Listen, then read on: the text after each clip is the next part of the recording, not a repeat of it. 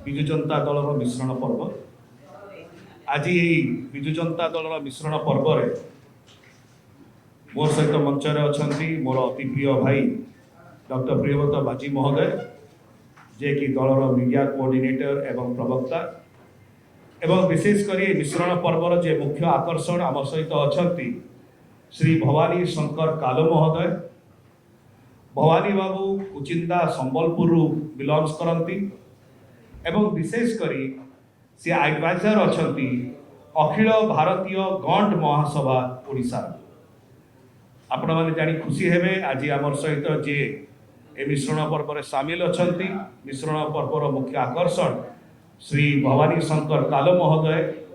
सी 8,93,000 गण संप्रदायर भाई भौणी मानकर प्रतिनिधित्व करुचंती एडवाइजर भाव में अखिल भारतीय गण महासभा।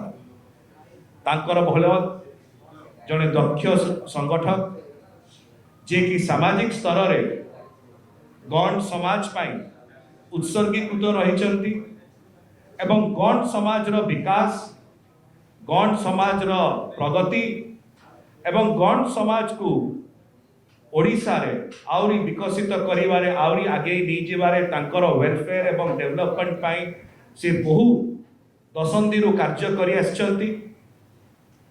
भवानी बाबूकर दक्षता भवानी बाबूकर सांगठनिक निपुणता ए सबु जिन सूचाऊँ कि प्रकार भाव में यही अखिल भारतीय गण महासभार एडवाइजर भाव में से गण समाज पे जो अवदान देइचंती निश्चय गण समाज पाई एवं विशेषकर ओडिशा पाई एक गर्वर विषय।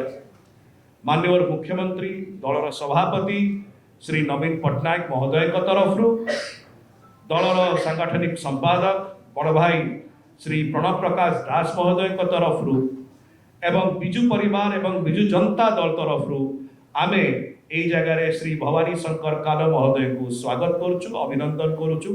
अनुरोध करी प्रिय भाई को आमे उत्तरीय दे दल रे वेलकम करना। अनेक अनेक स्वागत सर अनेक अभिनंदन।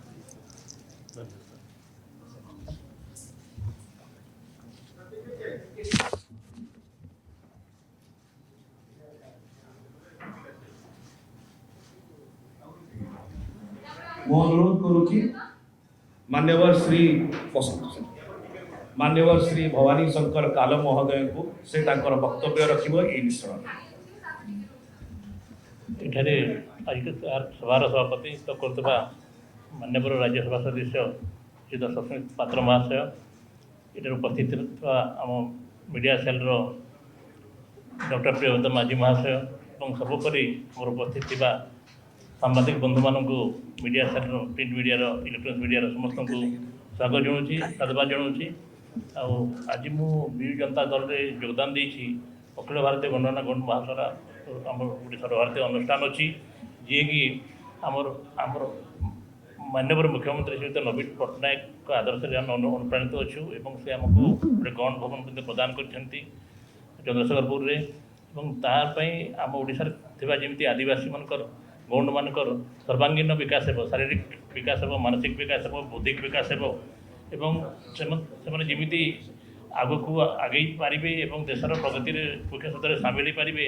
आगु 256टा राज्य से शासन करते गण मैंने होती बहुत पराक्रमी जाति एवं से मैंने सारा भारत को शासन आगुरी करुले संस्कृति और इतिहास बहुत बहुत बहुत अच्छी गभीरता अच्छी।